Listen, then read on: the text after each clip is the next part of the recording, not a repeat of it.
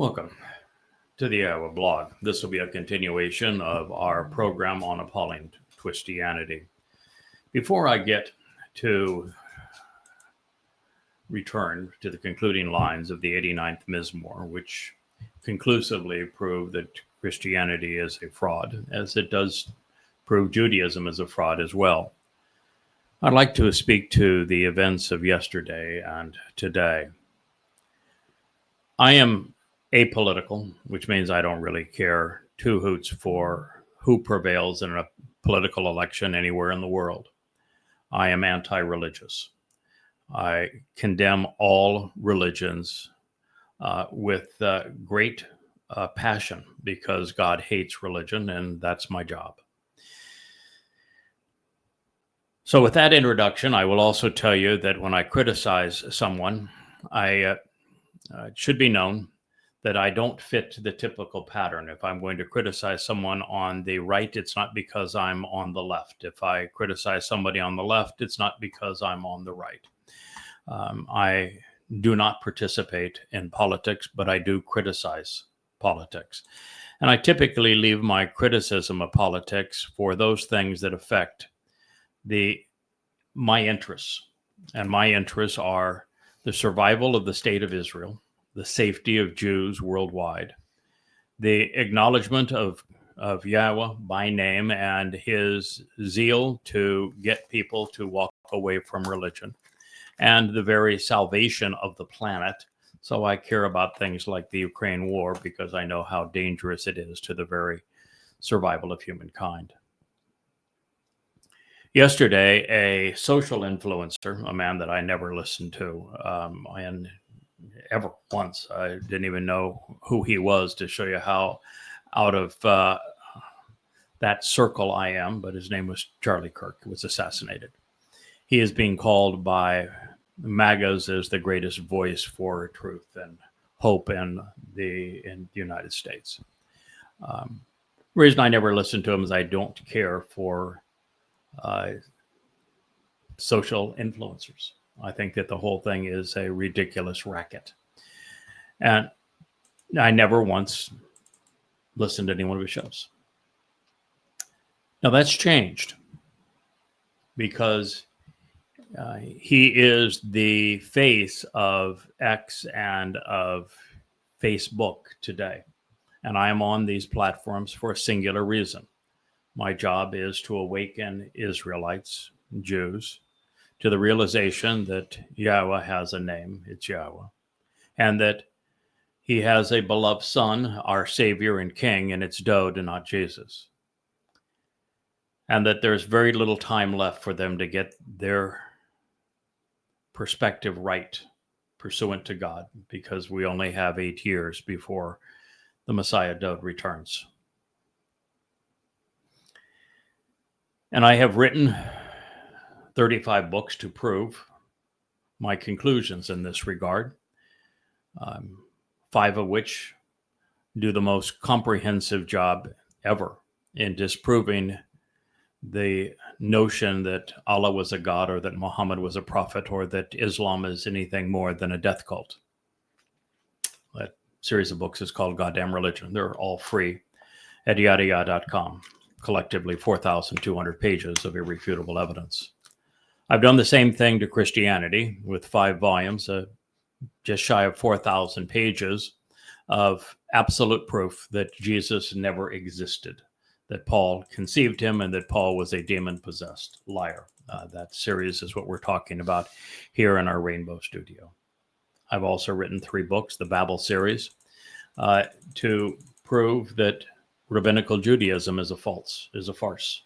Although I will tell you, rabbis do a very fine job of that on their own when you just post their claims.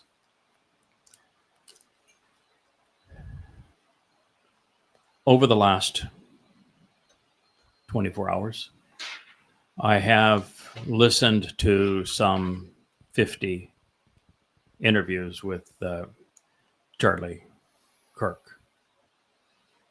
And I will say that they range from fair to terrible. Now, understand. I'm sorry the man's dead. He had a family and children. He certainly did not deserve to be shot. And I applaud everyone's right to be able to speak out freely and to live their lives. I'm a huge advocate of free speech and free will. But since he is now the number one story in the news, and he made his living as an influencer, and he is being used to promote all manner of crazy things, I do want to address several issues. One is that it's almost sad, the level of devotion that the pro-Israel sites show the man. And I say this because it's as if Israel has developed this deep desire for any kind of public support, that Israel is so longing to be received favorably that if a man takes 10% of his words and speaks positively of Israel in that 10%, even if he condemns Israel and Jews and the other 90%, he's a goddamn saint. And that's what I'm seeing on all of the Israeli accounts. Even though Charlie Kirk condemned Netanyahu praised him. Even though his last interview on Israel, there was two actually, one where he is insinuating that Israel is involved in ethnic cleansing. Didn't say it outright, but he certainly tried to infer it with his guest and framed it that way.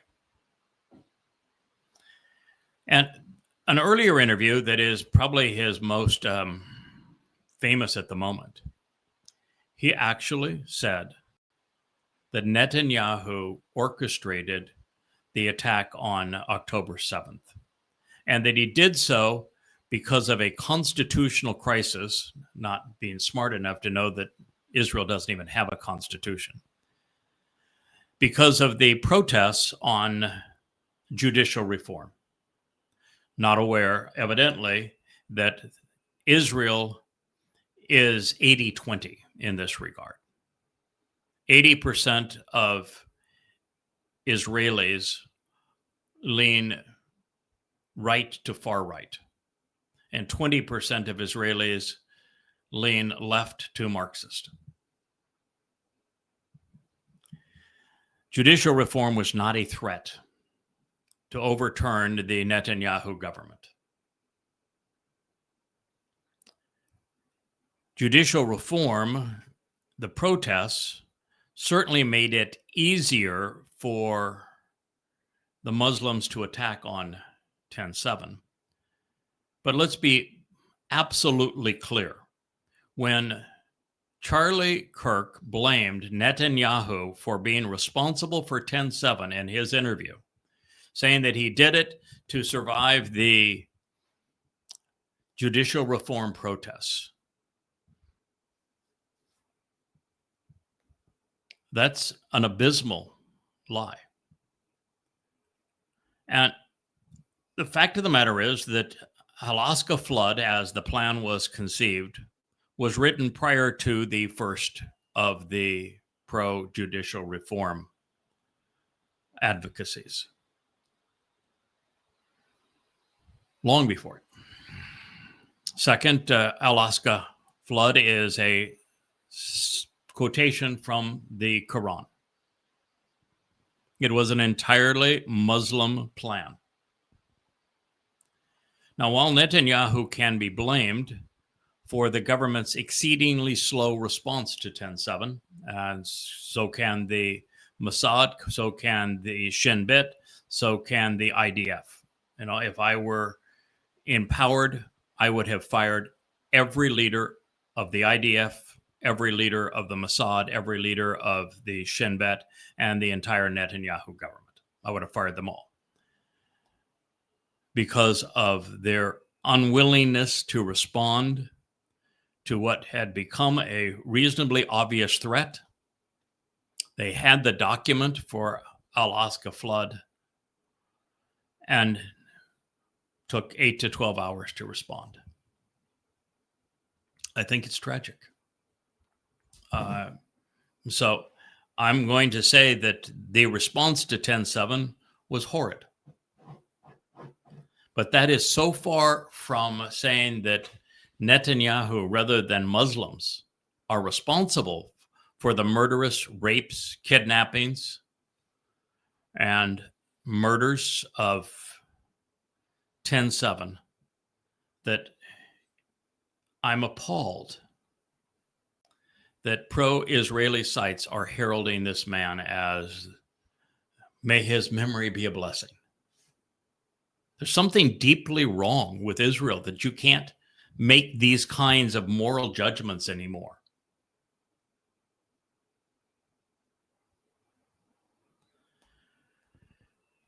You know, here's a man that in recent interviews blamed Jews primarily. He says Jews are the number one reason that there are open borders in America and that there is no curtailment to the influx of immigrants into America. That's simply not true, but that was his claim. He was very vocal on the Epstein files, and yet his automatic go-to statement was to say that Epstein was a front for Israeli intelligence. It's simply not true. Epstein was a philanderer when it came to all institutions and women. He was more of a consultant to the CIA and FBI than any other international agency, but he was also a consultant to the largest, most powerful, there we have some light. Wow, okay. Let there be light. Yeah, it was said, let there be light, and there was light. Thank you, Kevin. He was a consultant to the stars of banking and business around the world. And heads of state sought his ear and mouth. Mossad was at very best an exceedingly minor player. And it's all to drive the same narrative, this conspiratorial narrative that has been so disastrous for Israel and Jews over these years. And to not see it and to sanctify the man, there's something deeply wrong with that. Now, I also want to talk about the young Ukrainian girl that was murdered by a likely insane black man. We have the likes of Andrew Tate, who is a raging anti-Semite and racist, misogynist.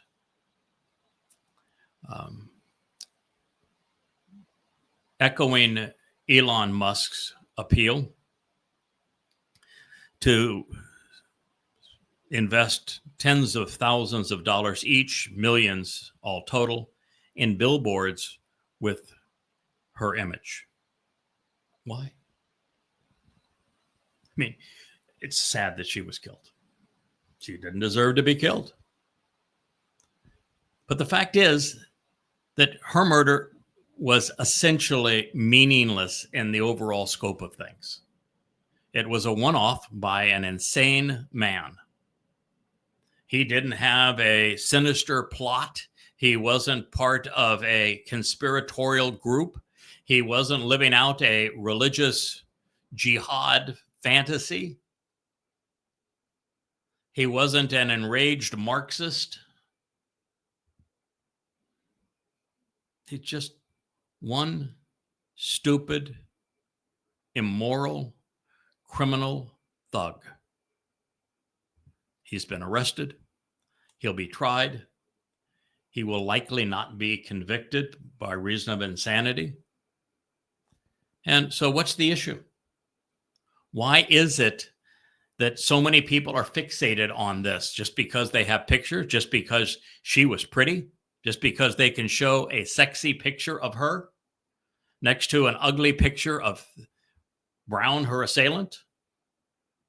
I mean, the undercurrent of racism that is so charged in that is simply a serious problem. And how it dominated X, as if that murder was symbolic of something. And then the little clerk of the court, black woman that had been assigned to that position, and she's not a judge. She's just a magistrate of the court. I don't even know if she had a college education. Was she qualified for that job? No. Should she have the job? No. But the fact is that Brown had been convicted only once, tried and convicted once. He was tried and convicted of armed robbery, served 5 years for armed robbery, released after that.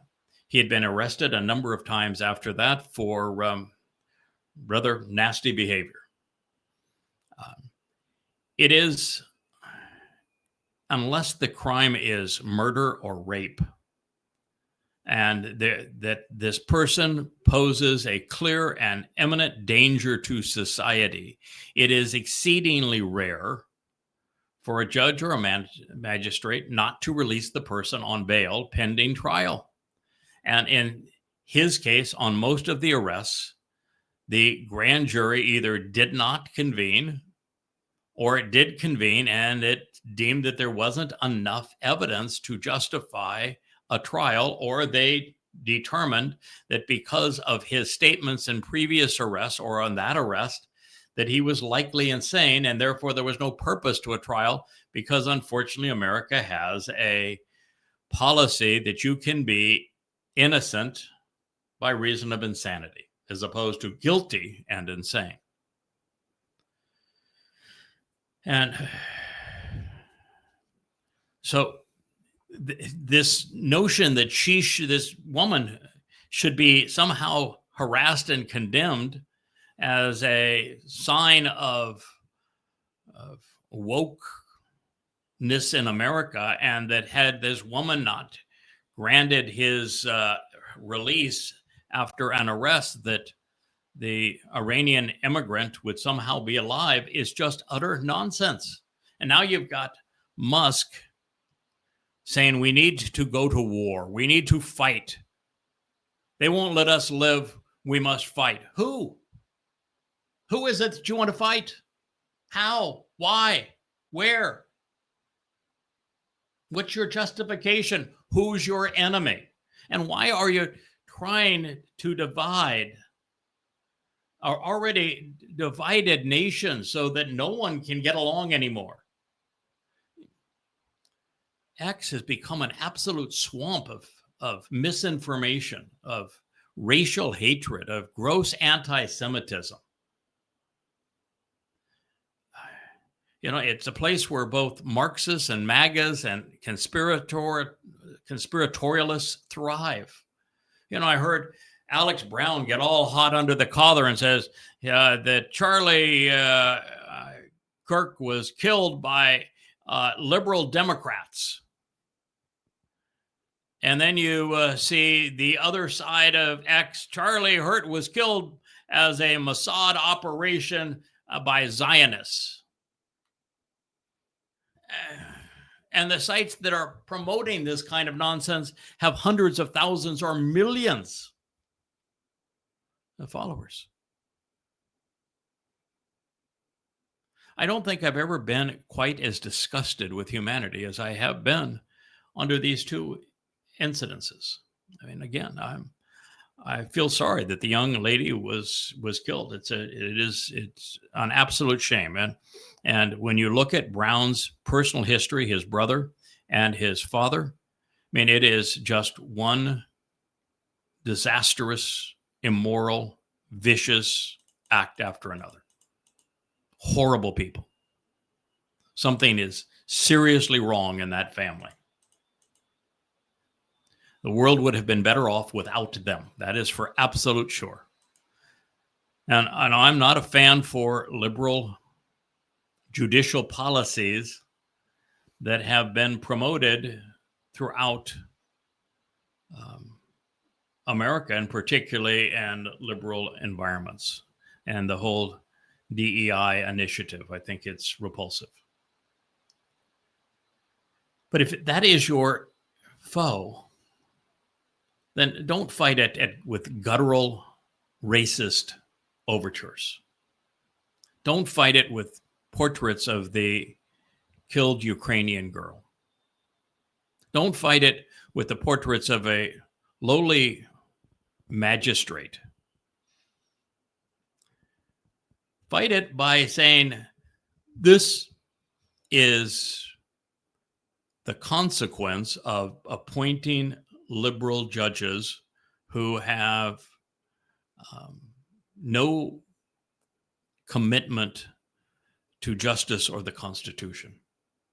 Identify those judges that you think don't fit your narrative, and promote elections for replacements and for district attorneys and all the other kind of political people that run for office. But I'm here to tell you, you're going to fail. You know why you're going to fail? Because America is growing considerably more liberal. Why? Because the last two generations have been indoctrinated in Marxism to the point that they're incapable of morality and incapable of forming an intelligent conclusion about anything. And so you're going to lose. And the more time that goes by, the more overwhelming the loss is going to be. So, the fact is that there is no remedy for this. Your life would be better spent promoting something else and not trying to bait a race war. As for Elon Musk, I was so impressed with Elon a year ago and all that he had achieved. I thought he was the greatest mind and inventor I'd ever seen in business, ever. And I thought that he was going to make X a bastion of free speech. Come to find out, X is the most restrictive, least free, most corrupt, anti-Semitic and racist, untruthful of all of the social media platforms. It's the worst, not the best. And it's gotten worse progressively. And when Elon Musk made the grave mistake of supporting Trump and got involved in politics, at which he was really bad, he put a target on himself. He did what he should not have done.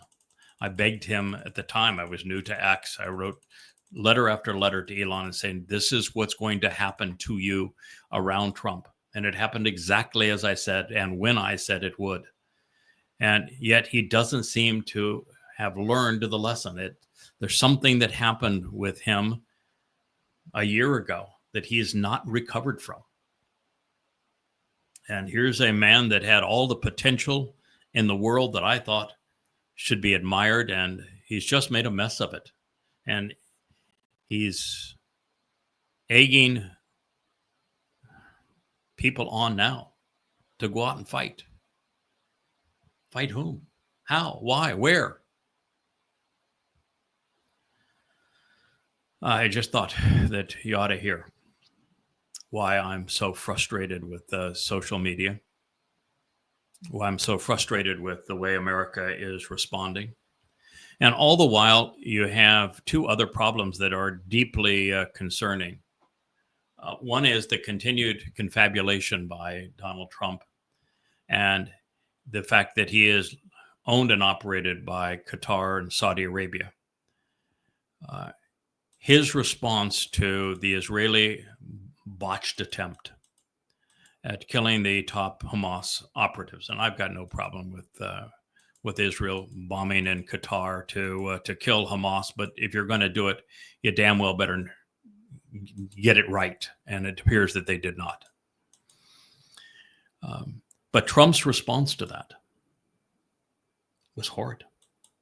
It's almost like he was looking for the chance to bail on Israel, to demand an end to their war to capitulate to Hamas and then agree to a Fakistanian state in the upcoming United Nations conclave. What he had to say was deeply, deeply troubling. And yet I didn't see a single pro-Israeli site pick up on it.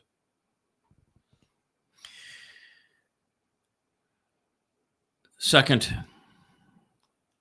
there's something deeply bothersome about Netanyahu's war in Gaza.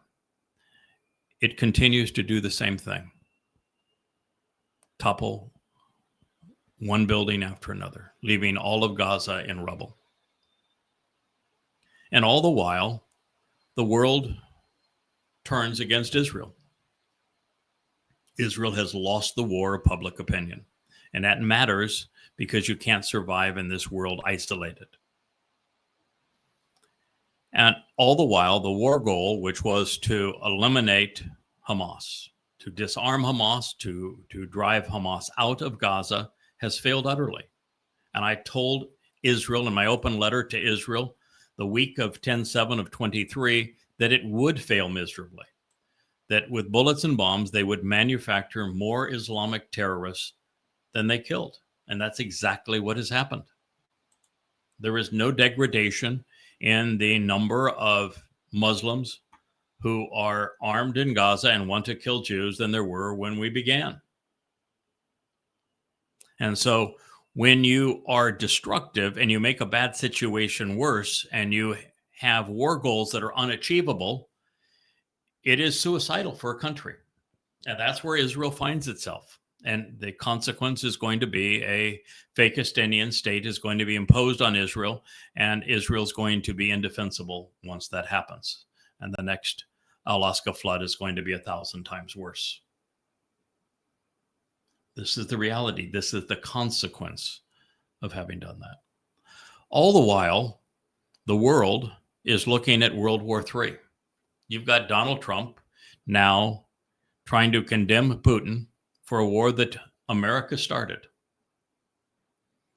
And you've got all of the EU up in arms wanting to go to war against Russia when this is a NATO-started war.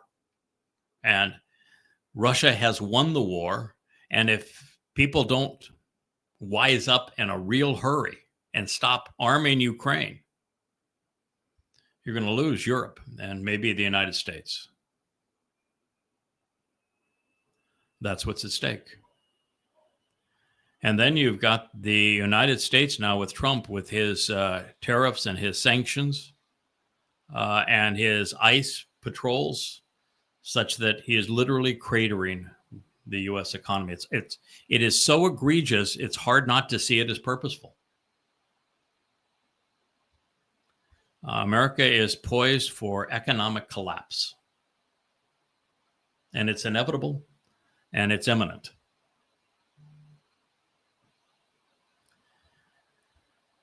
So that's what I wanted to get off my chest before we began. I'm now going to return to what Yahowah said in his concluding comments in the 89th Mizmor.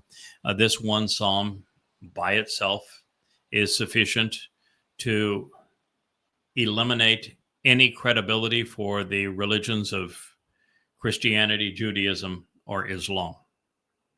It is a powerful testament to Yahweh's enduring love and support for his firstborn and only son, Dowd David, for his chosen one, Dowd, for the former and returning king, Dowd, for our Savior, Dowd, for the one who enabled the benefits of the covenant, Dowd, for the one who served as the sacrificial lamb of Passover, Dowd. It's not hidden. It's not symbolic. It's laid right out there that Dowd is the Messiah. He is the Son of God. He is our Savior, and he is the former and returning King. And God says so bluntly, this conveys this message. He says to make any other claim, like a Bar Kokhba, or a Jesus Christ, or a Muhammad, is to call Yahweh a liar.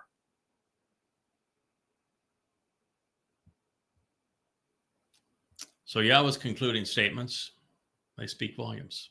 He is declaring for all of us to recognize that his love, his affection, and his mercy are best demonstrated and understood when we consider his relationship with his beloved Son, our Messiah and King, Dowd.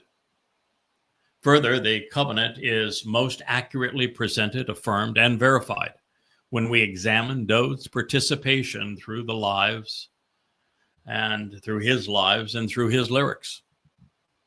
And this all begins with Gara. Father and Son have invited us into the covenant family, and we have been, I should say, Kara. Kara is to be invited, to be welcomed, to read, to recite. It is the basis of the Moed Mikre. The Mikre is plural for Mikra, and Mikra is Ma and Kara combined, which means to ponder the implications of these invitations to meet with God. So Father and Son have invited us into the covenant.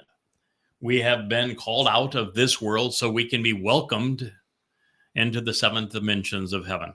By reading and reciting the word of God, we find Father and Son summoning us to their side.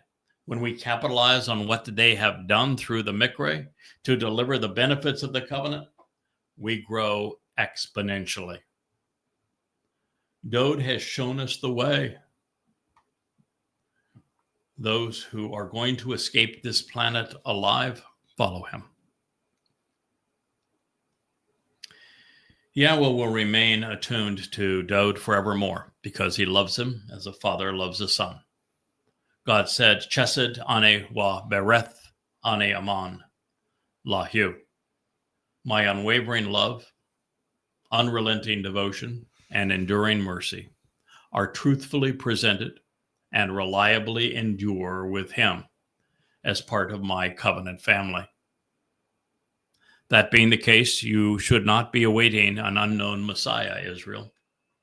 That being the case, you should not be worshiping a false Messiah, Christians. Even when they act up, parents seldom tire of their children. And when a child grows up to devote themselves to the betterment of the family, when they're about their father's business, every moment is a cause for celebration.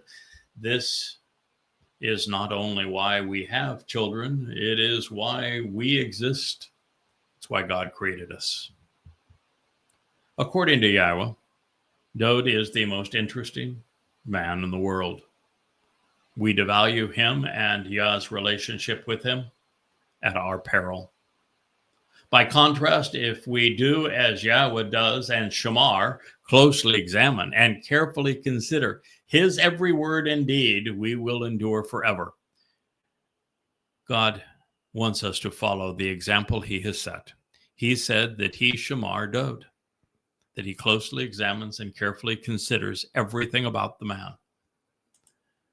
And when we do the same, we will enjoy the same result. Based upon what Yahweh has to say about Dowd, it is prudent that we listen to him and follow his example. He said, this is God speaking, I will establish his seed, that which he sows, preparing his offspring for the harvest, Zerah, through the restoring witness and by way of the eternal testimony forevermore. Layad, as an everlasting and enduring witness. His throne, his position of power and seat of honor will be equated to the days of heaven. Ka yom shamaim will be as time in the spiritual realm, which is everlasting. Mizmor, lyrics to sing, Psalm 89:29. So here is God saying, I'm going to establish Dowd's seed, that which he sows, preparing his offspring for the harvest, Zerah. I'm going to do so through the restoring witness. Do you know who the restoring witness is? Do you know who is the one who is sowing and cultivating the seeds that Dowd has scattered through the words of his Mizmor, such that you can be part of the covenant family? You should. Do you know why Yahweh is saying that he's establishing Dowd's seed, preparing his offspring for the harvest? Do you know what the two harvests are? Do you know that they are Bokurim, Shabua, Teruah? You know what occurs on those dates? Do you care? Do you know why a restoring witness was called to convey this message to you? Why would God say that Dowd's throne will be equated to the days of heaven, of Shamaim, if it were not true? And how does time flow in the seventh dimension? It doesn't. All time exists in the seventh dimension. Heck, just by the time you get to the fullness of the fourth dimension, all time exists. In the seventh dimension, it's even hard to imagine how Dowd's throne is going to be so extraordinary. It's, from the three dimensions that we're in now, it's infinity times infinity times infinity times infinity to get to the seventh dimension. And that is how he's equating the throne of Dowd. It's not the throne that you would find of the seat of St. Peter and the Vatican. No, this isn't the throne of some potentate in the United States, the throne of Donald Trump when he goes takes a dump. No, that's not what we're talking about here. This is a throne that is positioned in Shamaim, and it belongs to Dowd. If heaven's throne belongs to Dowd, how can there be a Bar Kokhba? How can you have a Jesus? How can you have a Muhammad? How can you have a New Testament, a Quran, or a Talmud? God is saying Dowd's seat of honor is equated to, is like the days of heaven where time exists forever and is so expansive that it would boggle our comprehension to even conceive of it. Not just saying that Dowd has a throne here on earth, which he will, but his seat of power is in heaven with God. Oh, by the way, how is that possible? Since Paul said that not only was Dowd dead and buried, rotting in his grave, but that he was excluded from heaven. Why did he say that? Why did he lie in that regard? Because he had a lie to sell of his own. He had the lie of Jesus Christ to sell. And so he had to rob everything that was said about Dowd and give it to his pretend God. But guess what mizmor he never cited from? The 89th. Why? Because it condemns everything he had to say. He didn't cite from the 22nd either, because it tells you exactly who was the one who was crucified in 33 CE and who went into hell to save us. They didn't even quote Isaiah 9. You know why they didn't quote Isaiah 9? Because it tells you the name of the son who was given to us. His name is Dowd. The covenant's children are the beneficiaries of what Dowd has sown, and as such, we are his offspring. The legacy of the harvest he enabled. Through the Son, the Father has conceived the perfect family. He is the one looking forward to raising us while sharing all that his Son has to give. As a result, the Son's place of honor and his offspring shall endure forevermore as the covenant's children. It is because Dowd fulfilled Pesach, Matzah, and Bokurim. And by fulfilling Pesach, Matzah, and Bokurim, he made the souls of the covenant children immortal. He perfected our souls by carrying our guilt and depositing it in Sheol, never to be seen again. And then he signed our adoption papers so that as the Bokor, firstborn, we could join him as Bokurim, firstborn children. These are what equates what he has done to the days of heaven. And to this end, Yahweh intends to deploy a restoring witness, and he has now deployed him. He has chosen him. He has educated him. He has enabled him. And you're listening to him. And he is in love with the author of the eternal testimony. And he is devoted to his beloved son. This song needs to be sung. We now know that the spiritual abode of God has a seat of honor, indeed a throne, one with Dowd's name written on it. Therefore, not just throughout the millennial kingdom will we expect to see Dowd's shepherd his flock, but in heaven as well.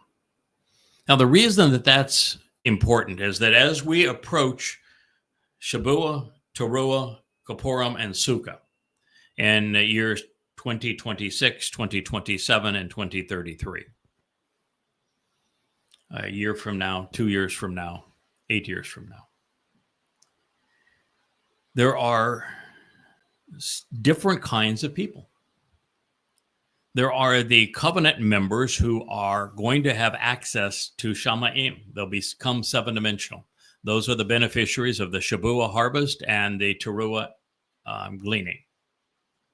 And Dowd will be our king in the spiritual realm of Shamayim.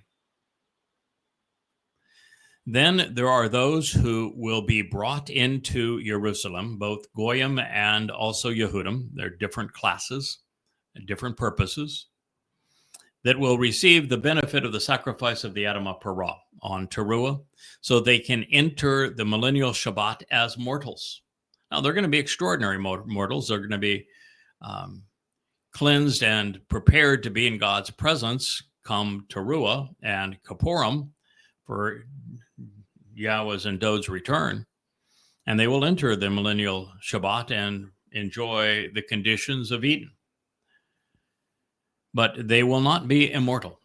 They will not start as covenant. They have a lot to learn, to accept, to understand, to acknowledge, to act upon before they can be considered covenant. And God's going to want to filter out the souls that don't belong. And they're going to have children, and they're going to be put through the same process. And then there's going to be Goyim, who are the workers of the millennial Shabbat, who have been brought there because they were not overtly political or religious, and therefore they were salvageable. And the same thing will be true for them. And so Dowd will be the king of this mortal remnant of Yisrael, just as he is the leader of those who are covenant in Shamayim.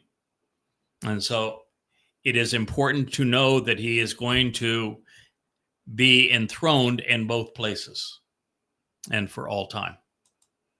And everyone that is in either of those places will eventually have him to thank for it. For example, 100% of those who participate in the Bikurim, Shabuah, and Towrah harvest will have done so because of Dowd's sacrifice on Pesach, Matzah, and Bikurim.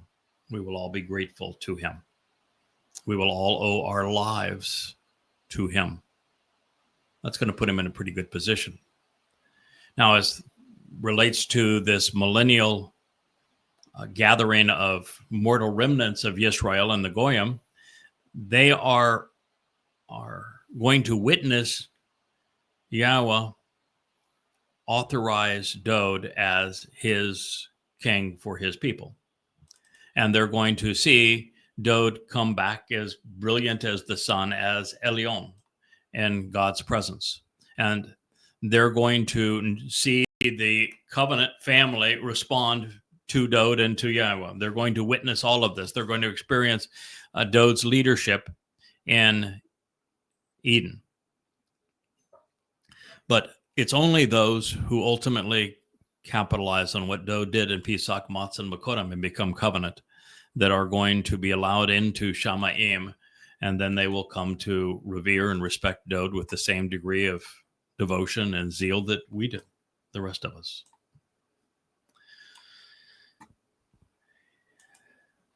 If you wish to be there with him, it's important that you realize that where there is free will, there are also choices to be made and alliances to be established and broken.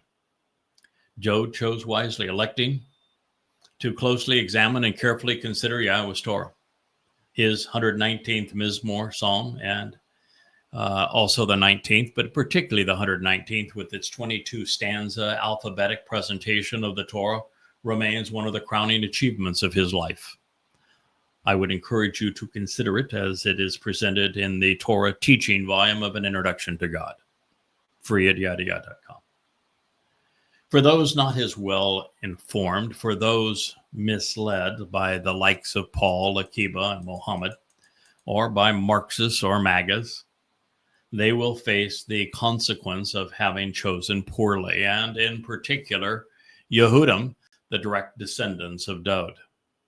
This is what God says.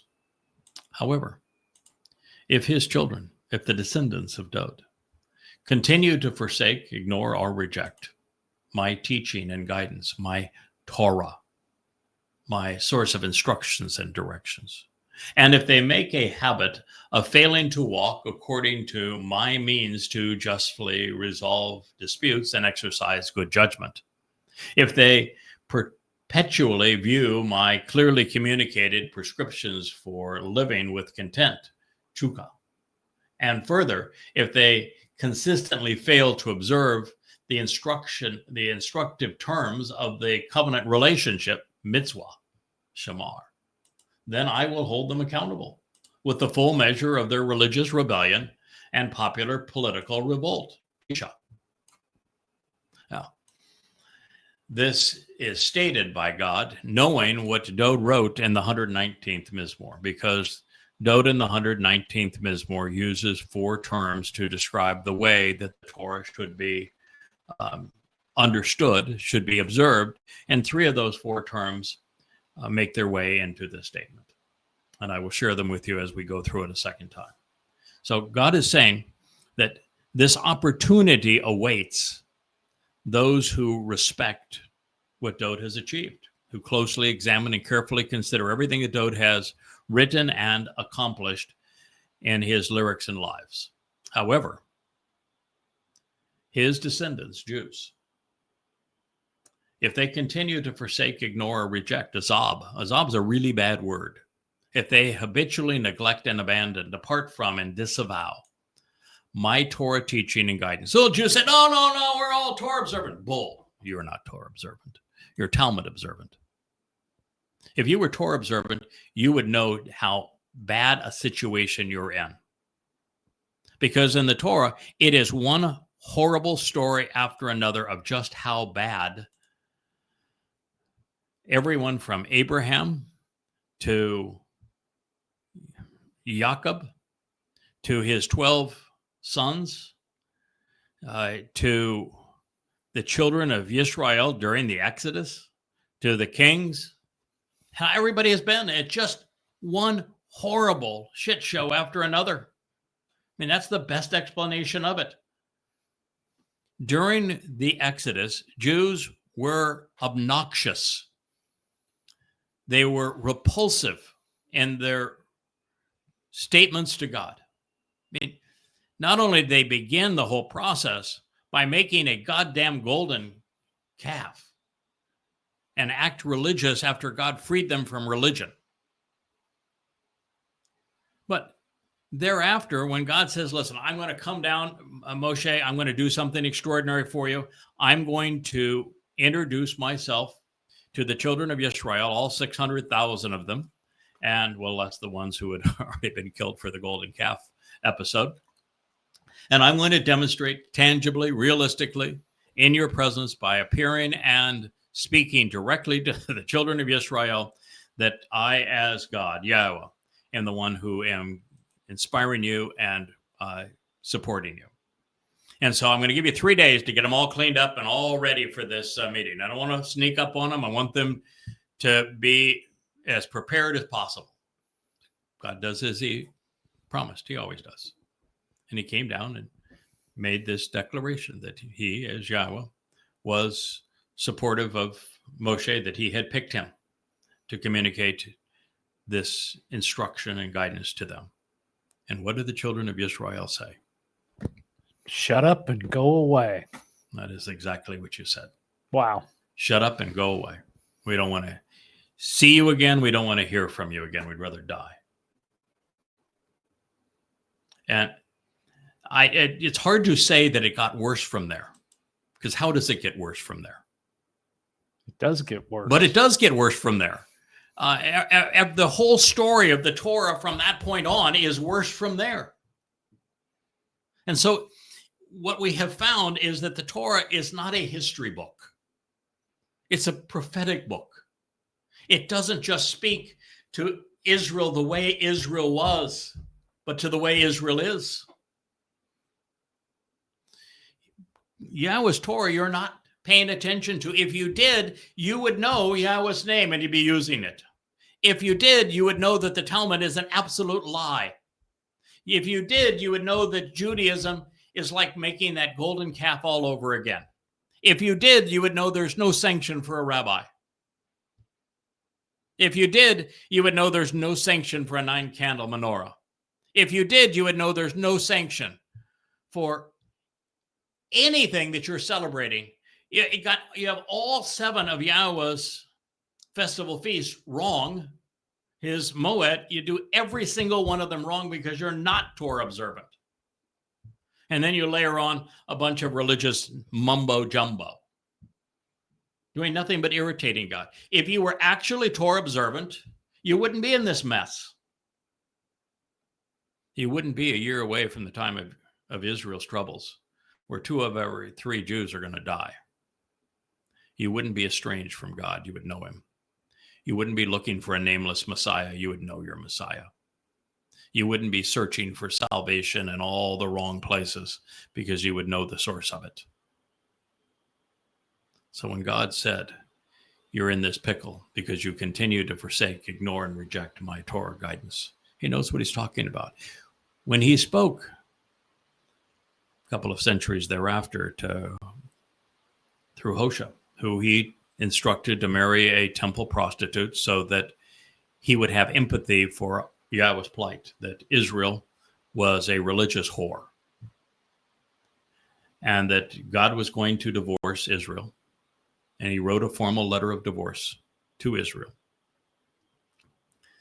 And he says, I'm leaving you. I'm going to have nothing to do with you. I will return when you return to me. And that still has not occurred. And rather than this message to Israel that Dowd is the Messiah, the Son of God, and the Savior, there was no Jesus. That Yahweh was God's beloved, one and only name. That Maimonides was wrong and you're 97 years off on your calendar, and that got only 8 years left. Explaining exactly what happened in 33C with the fulfillment of Pesach, Matzah, Makodim, which should be glorious to the ears of Israelis. The fact that God has made a promise that he's returning to Israel and that there will be a mortal remnant of Israelites who are not overtly religious or political, who will be purged of what religion and politics that they have absorbed inadvertently, and that they are going to return to the conditions experienced at Eden, and that your last battle is only 8 years away, and God's going to fight it and prevail for you, and that there will be no Muslims, no religious Jews, no Christians, no Marxists left anywhere in the world. And you would think that to being able to prove that would be embraced by Jews in Israel. And yet I get rebuked. It's just like every one of Yahweh's prophets. They've never been accepted. They're always rebuked. Dowd was not accepted. He's God's beloved son. Moshe was not accepted.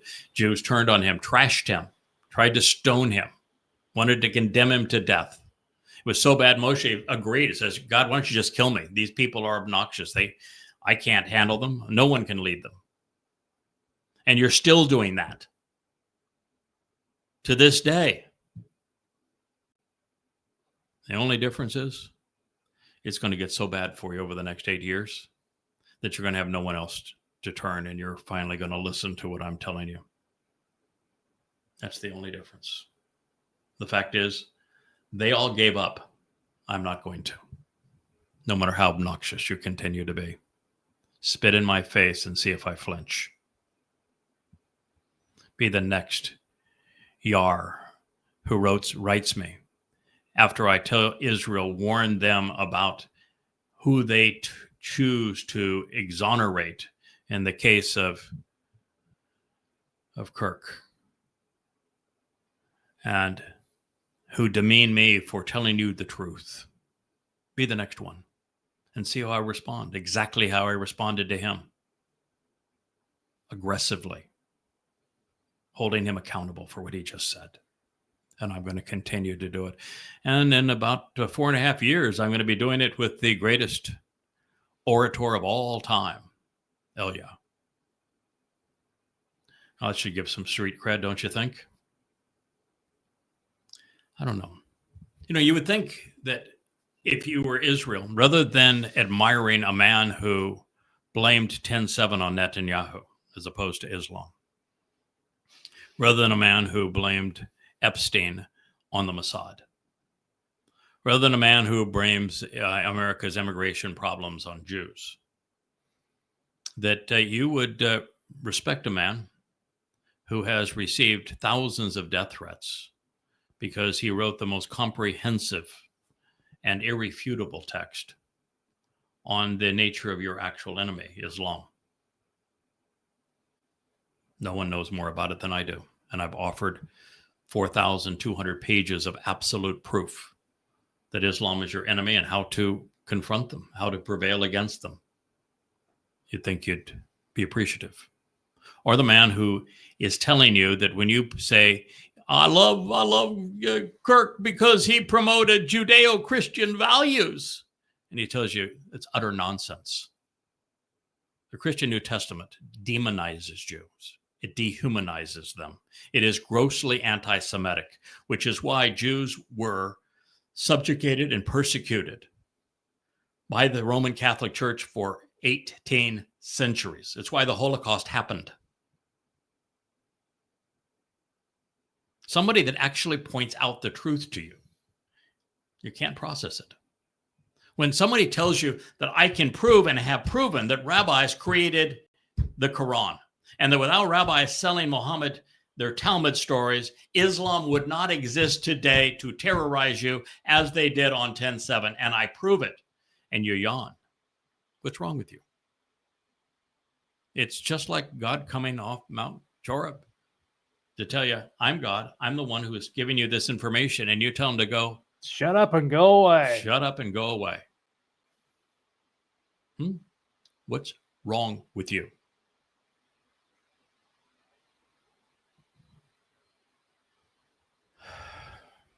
Not only do they ignore my Torah, by the way, it's not Moshe's Torah. It's not the Jewish Torah. It's not law. It's from Yara. It means source from which instruction, direction, teaching, and guidance flow. You've been lied to by the rabbis on that too, haven't you? And if they make a habit of failing to walk, and Judaism is called halakha, the walk, and yet they're walking away from God. They're not following the walk that Yahweh prescribed. What is the walk that Yahweh prescribed? It is opening the door called life, Pesach, stepping across the threshold of matzah into Bikurim, through Shabua and Teruah to Kippurim for the benefit of Sukkah. And you don't know what a single one of those 7 steps represent. You don't know when they were fulfilled or will be fulfilled or by whom or why. You don't know anything about walking to Yahweh. You're walking away from him. He says, according to my means to justly resolve disputes. Mishpat. Oh, that's a tremendous part of Dowd's 119th Mizmor. And you haven't got a clue what the word means. Do you know the word is a compound of 2 very simple words? My, which means to ponder the implications of something, and Shaphat, to judge, to decide, to exercise good judgment, to resolve disputes, to be discerning. So what is God saying? You're not paying any attention to my Torah guidance, and you're failing to walk according to my means to resolve disputes. Again, Pesach, Matzah, Bakurim. Rather than death, you have life. Rather than being guilty, you are not guilty. Rather than being estranged, your family. As a result of Pesach, Matzah, and Bakurim, and Dowd fulfilled all three in 33 CE. He not only wrote in first person about how he was going to do that in the 22nd and 88th Mizmor. He's not only acclaimed for having done it throughout the prophet Yeshaya, Isaiah, but he himself came as Gabriel, God's most courageous and compassionate man, and capable man, and told us exactly when, why, and where he was going to arrive in his second of three lives to fulfill Chag Matzah, giving us the exact date in 33 CE, 600 years in advance, even describing in his own hand how crucifixion kills 700 years before crucifixion even existed. And you can't put it together? To understand that is God's means to justly resolve disputes, and you can't put this statement together with what God has just said about his beloved son, Dowd, and his role in all of this? Why are you unable to think your way through this? Why can't you, Mishvat, exercise good judgment? If they perpetually view my clearly communicated prescriptions for living with contempt. Chuka. It's from chuk. Chuka means to engrave, means to cut in. It is a prescription for living. What are the prescriptions for living? They are the conditions of the covenant, which is the very next word here, which is mitzvah. It's not a mitzvah. There is no V sound in the original Hebrew vocabulary or alphabet. It's awah. It's mitzvah. It speaks of instructive terms of a relationship. They are the six or the five terms and conditions of the covenant. You have to meet them to be part of the covenant. It's not a Jewish thing. It is a Torah thing. And they're all laid out in Bereshith, Genesis. And I've written 3 volumes just to explain them to you as to what those conditions are. And it is the chukah, this inscription of these engraved prescriptions for living, which you need to consistently observe as the terms of the covenant relationship that matter. And if you don't, you're excluded. You're going to die. If you are a rabbi and you lead people away from it, you're going to go to Sheol. If you practice a religion that cares nothing about them and steals God's beloved son and Messiah from him, well, if you're just fooled by it, your soul will simply die upon your death. If you promote it, you're going to Sheol. There's a lot at stake here. This is God speaking to you. You need to pay attention. If you don't care, then just go away. Stop being a rabbinic Jew. Stop being a Christian. Stop being a Muslim if you don't care what God said, because it's obnoxious to say that your religion is based upon the Torah and the prophets and then contradict what God said. That's being obnoxious. That's upsetting to God. That is irrational. That is immoral. That is inappropriate. If you want to have a religion and you want to pretend that your religion has no correlation whatsoever to the creator God of the universe, to the God of the Torah, the prophets, and the Psalms, go ahead, but that's not Christianity, because Christianity misappropriates everything he said and twists it. That sure as hell's not Judaism, because they do the same thing. That's not Islam, because, well, that's a copy of the Talmud, and therefore it does the same thing. The 5 conditions of the covenant are to walk away from Babylon, which is this integration that of religion and politics that is so confounding to people. to walk away from your family's home, which is the family of man, and societal customs, to walk away from your country, which is this notion of patriotism and politics. You must walk away from those things before you have any chance of coming to know God or being part of his family. You can't be in heaven and be religious. Full stop. You can't get to heaven if you're overtly political. When I expose and condemn the likes of Donald Trump, I'm telling you that if you're overtly political and you're a MAGA and you worship this fool, this pervert, then you are excluding yourself from heaven and distancing yourself from God. That's the first condition. The second is to walk to God and allow him to perfect you. And that only happens through Pesach, Matzah, and Bakurim. And it's on Matzah that your soul is perfected. And only if you accept the terms of the covenant and you understand the role Dowd played to fulfill these 3 dates.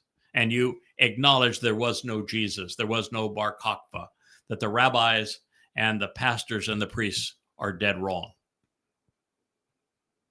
And then God says, trust and rely on him, as opposed to your religion, as opposed to politics, as opposed to your IDF, as opposed to your military, as opposed to your political party. You have to trust and rely on him. And that means you need to come to know him. And that starts with acknowledging his name, Yahweh.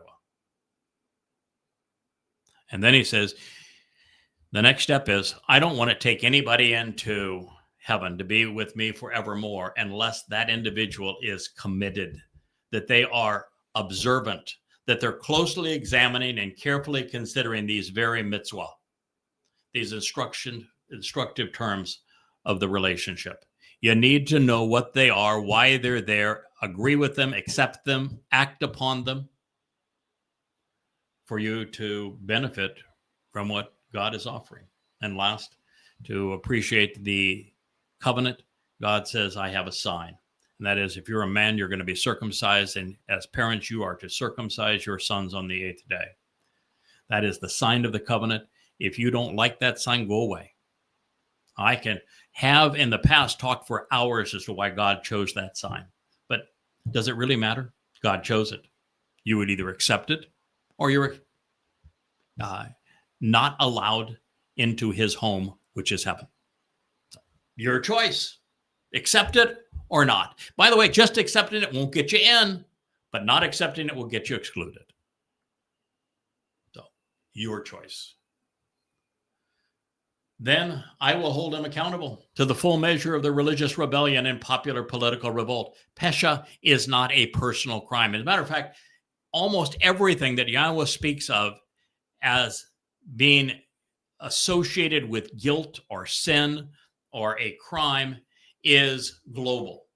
It is throughout the community. He very seldom speaks of an individual offense that is something that needs to be overcome. What he speaks of is things like Pesha, which is rebellion, political revolt, religious malfeasance, chitta, this guilt that's associated with the criminal behavior of misleading people.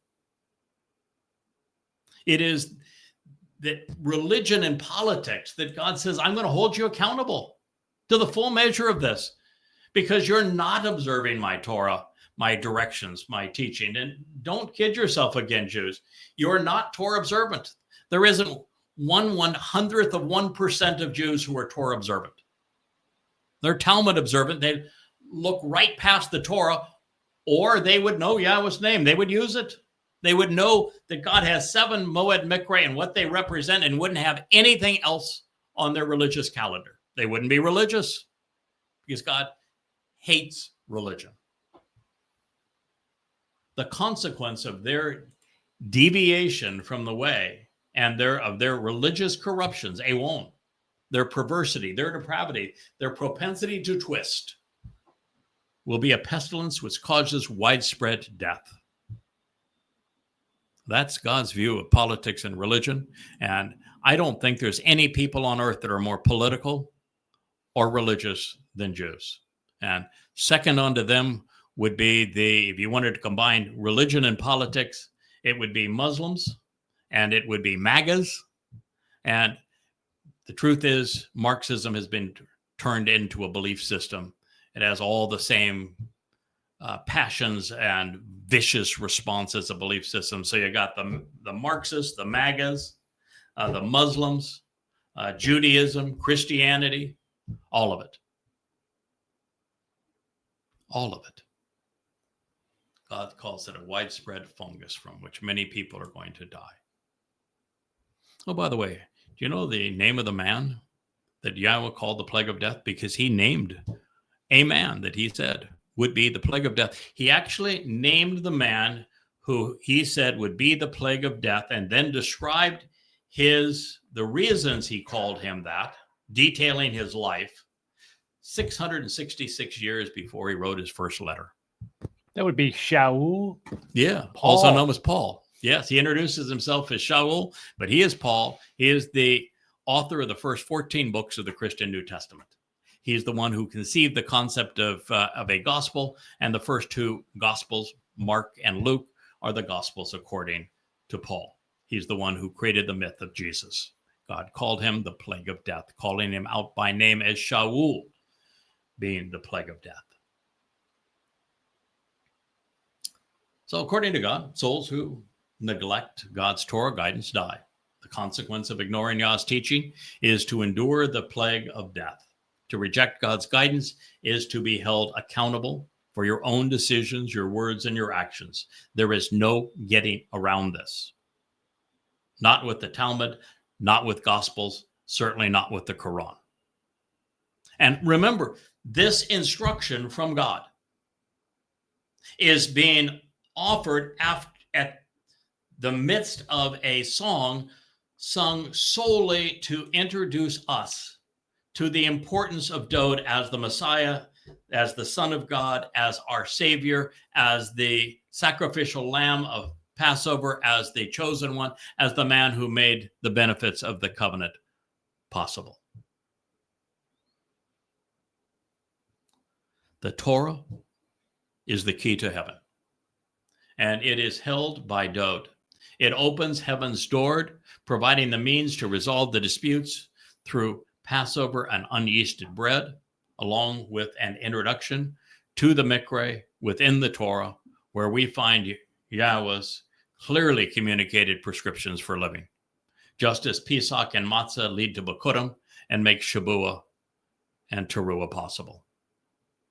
We Teruah in advance of Kippurim to enjoy Sukkah with Dowd's father and with ours, now reconciled and at home. To deviate from Yahweh's Torah teaching through religious rebellion has a devastating consequence, causing widespread death. Consider the fate of Jews, just since the failure to accept Dowd's guidance in this regard as proof. Over the last 3,000 years, it has been dreadful. There are no shining white moments. I mean, yeah, you had a brief period with a couple of kings. It might have lasted weeks, maybe 6 months, and then was back to the same old religiosity and politics. And it was one attack after another, one devastating blow after another, being a slave here, being a slave there. It's the story of what happens when we not only as a people reject what God is offering, but thumb our nose at him. Israel, you've been given the bird to God for 3,000 years. Now, those who are infected by Paul's plague of death will also die as a result of it. The New Testament is dead wrong. Annulling the Torah, forsaking, ignoring, and rejecting Yahweh's teaching and guidance is asinine. There is no cure for stupid on this scale. There is no salvation for those who fail to observe and appreciate God's means to resolve disputes through the Mikra, or who hold his clearly communicated prescriptions for living in contempt. The same is true for those who would use replacement foolology to erase the legacy of the Messiah and the Son of God, which is the utter complete basis of Christianity. Without replacement foolology, there is no religion. Yahweh's mercy is afforded to the thousands amongst billions who embrace the instructive terms of his relationship agreement. It's our choice, but we will be held accountable for those we continue to make these choices that we continue to make about father and son. Those who would ignore or forlorn what was attributed to Dowd to salvage their religious beliefs are just simply not listening. They're not thinking. They will either change their minds or they are out of their minds. Now, continuing to speak of his beloved son in first person, the voice singing Dowd's song is Yahweh, God. And he said, accordingly, well, my unwavering love, enduring devotion, unmitigated favoritism, affection, and generosity, chesed, I will never remove or withdraw from him, because I will never communicate something which is not true, nor will I ever contradict my steadfast commitment to the truth. Holy mackerel. Excuse my swearing. Don't mean any harm to mackerels, and holy is a religious term and it means deceased. So probably a wrong response, but pardon my indiscretion. That was Mizmor 89:33. I should have just said, wow.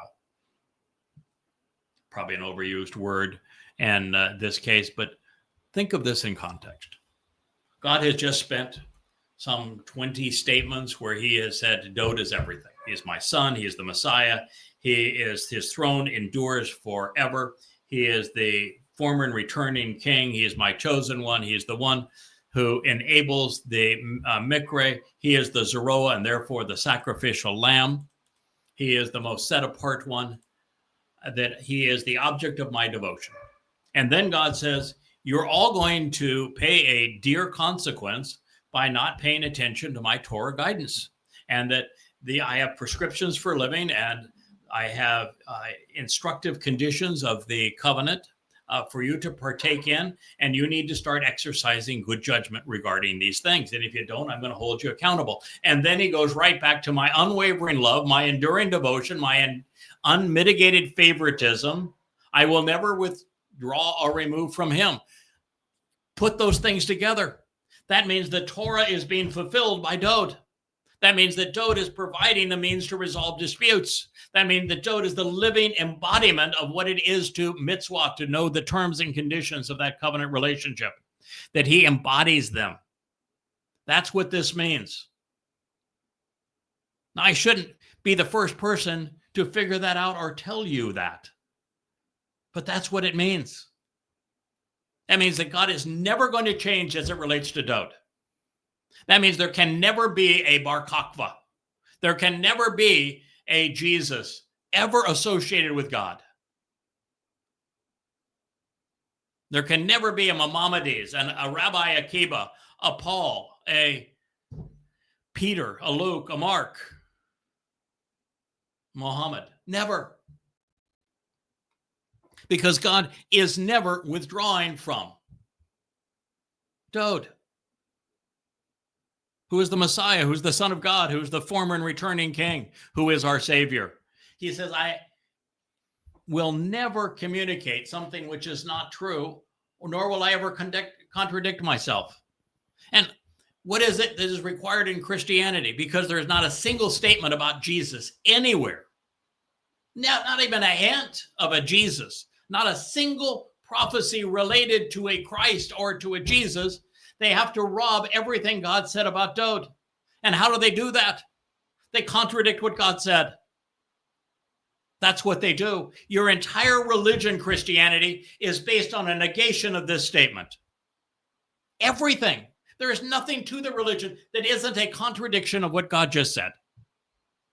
It's that blunt. And can't you see it? Why does faith trump evidence and reason? Why would you believe Paul over God? Why is the same thing true with rabbis? Why is there a single follower of Judaism? I mean, you listen to what Jews say about Judaism, and you just want to shake your head and say, nobody can be that stupid, really? You're claiming this is the basis of your religion, and you attribute it to God when God said the opposite about everything that you claim? I mean, you're claiming that God was senile.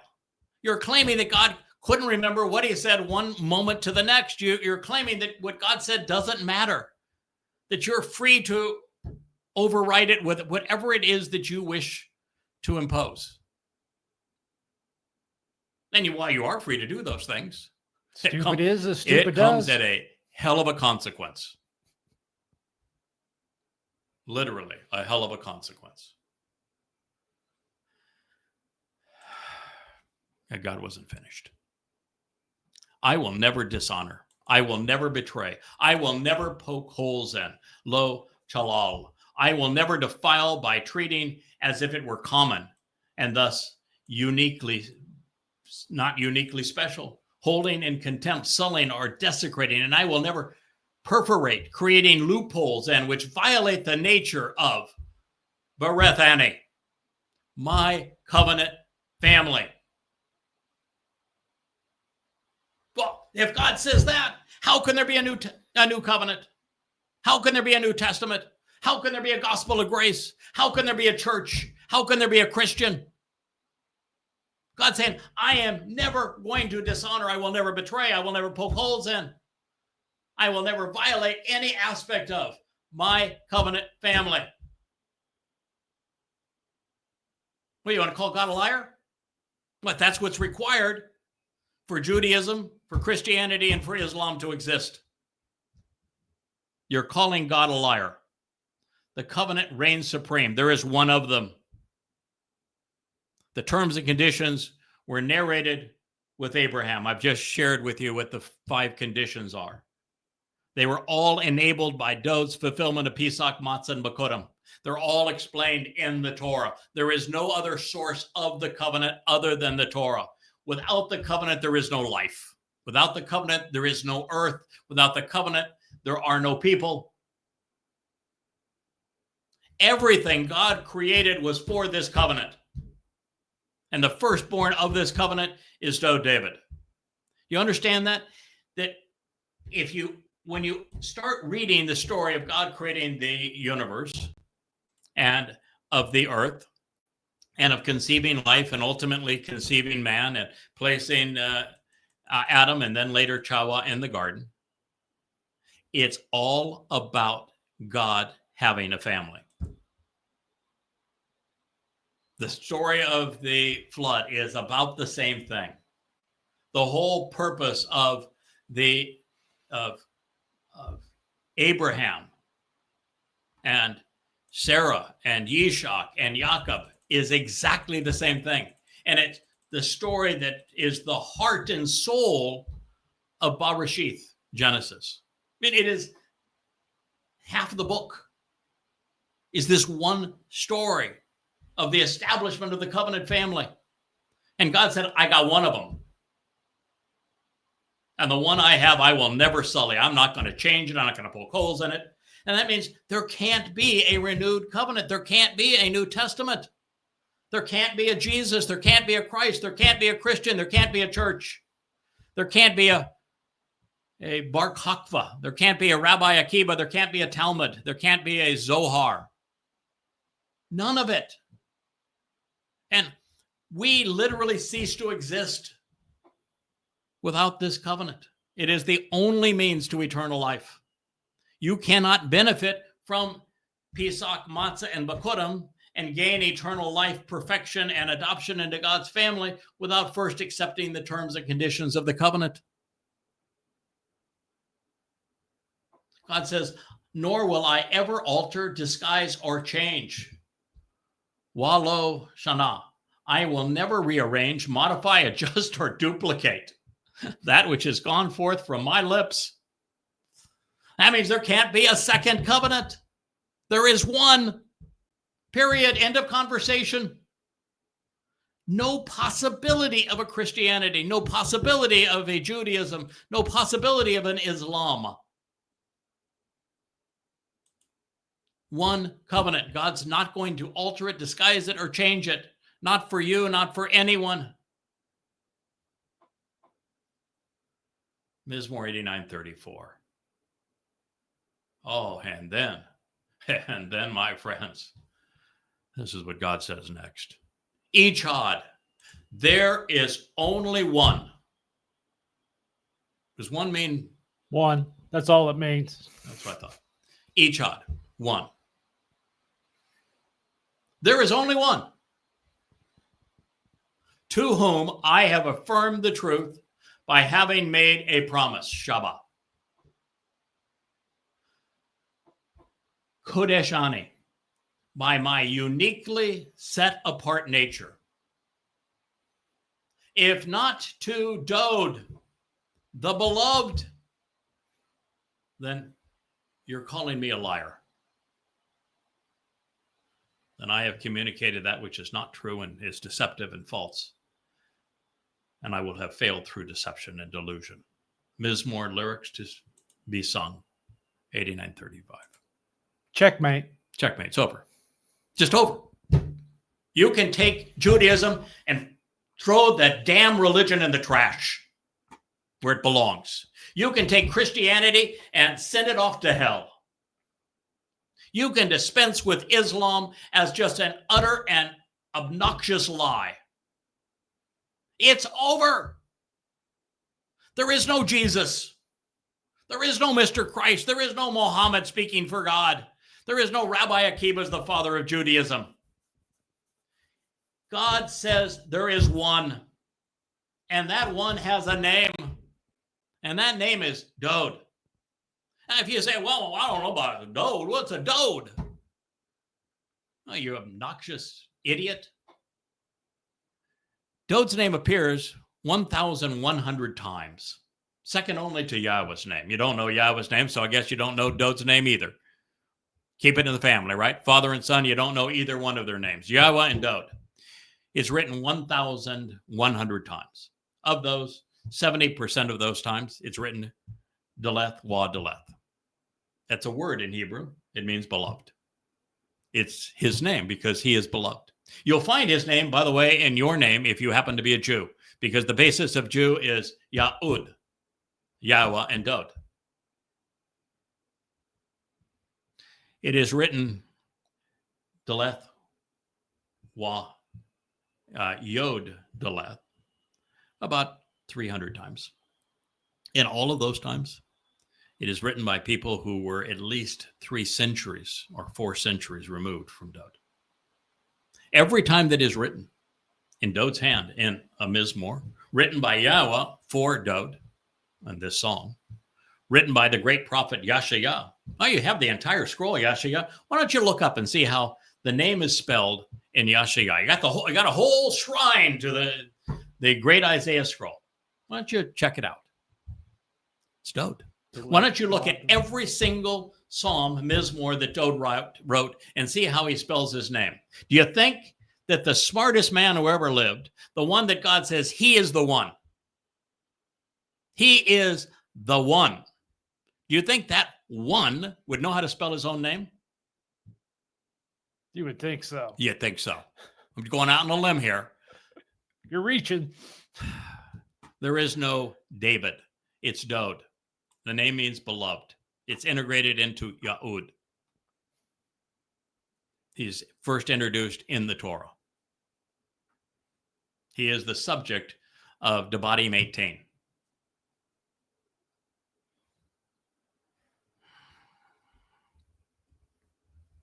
There is only one, to whom I have affirmed the truth by having made a promise, by my unique set-apart nature, and if not to Dowd, the beloved, I will be proven a liar. Do you think God lied? No. Ever? But let's just, No. Okay, let's just pretend that God lied. Just for a moment, just for arguments, I'm going to play devil's advocate here. Okay? Let's pretend that God lied. Then could the religion of Judaism be true, since it claims that they're Torah observant and that their Talmud was arguments on the Torah. No. Zero possibility. There's no chance at all, can't if God happen. lied, that the Talmud or Judaism can be true. Right? Right. And if God told the truth about Dowd here and about his Torah guidance, is there any chance that Judaism and the Talmud can be true, since they contradict it? No. So it's a lose-lose, isn't It's it? a lose-lose. All right. They're always looking for their... Let's go into Christianity. Christianity claims that Dowd is dead, buried, and out of heaven. Yep. And that Jesus was the Savior, and that Jesus was the Messiah, and Jesus was the Son of God. And it condemns the Torah. So, if God was telling the truth, what does it say about Christianity? They're contradicting themselves. They're liars too. So there's zero possibility that Christianity can be true if God was telling the truth. Nope. They're always looking for loopholes. Okay, so when Christianity wants to prove that Jesus is something, where do they go? They go to the Torah. They go to the Torah, the prophets, and Psalms, right? And Yep. they misquote the Torah, prophets, and Psalms. So if God lied and the Torah, prophets, and Psalms are not true, can Christianity be true? There's no possible way. So it's lose-lose for Christianity, Exactly. isn't it?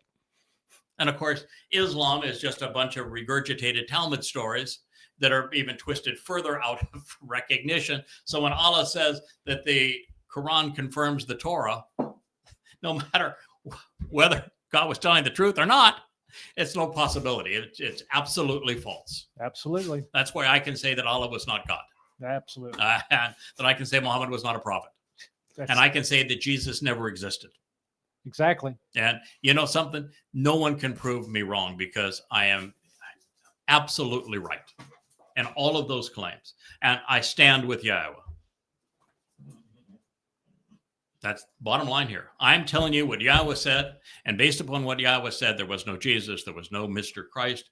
There is no credibility whatsoever to the Christian New Testament, or to Rabbinic Judaism, or to the Talmud, or to the Zohar, or to the Quran. It's all gone. There is one that matters. He happens to be Dowd. He lived 3 lives. 2 are he's already lived. He lived as king, he lived as the Messiah, and then he became the very Son of God by fulfilling Pesach, Matzah, and Bakurim when he came back 1,000 years later, and he wrote all about it. He's the only eyewitness to what he achieved, and he was an eyewitness 1,000 years in advance because he happened to be a prophet.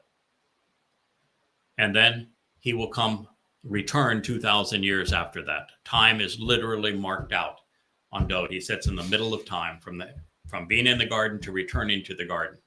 And then 2,000 years before the return, he fulfilled the first 3 Moed Mikre, and in year 6,000, he will fulfill the last of the Mikre. You can set your calendar by it. You can set your calendar by it. And you know exactly, because God's already said it, who is returning with him, and it is Dowd, and he is going to be as brilliant as the sun. He is going to be Elon, everything pertaining to the influence of God in our midst. It is one. There aren't 2. And the one has a name, and it ain't Jesus. It's Dowd. Now, you would think if you were a Jew, you'd be celebrating this.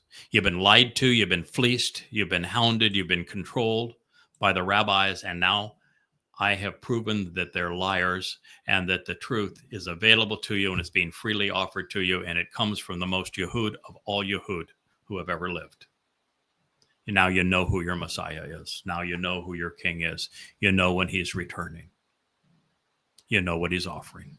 You can live forever. You can be part of the covenant. You can enter Shamaim. All of this is being offered to you. You want to be obnoxious and spit in my face? Treat me like Moshe? Treat me like Dowd? You rebelled against Dowd. All of the men of Israel did. You rebelled against Dowd. You rebelled against Moshe. All the men of Israel did. Even the women.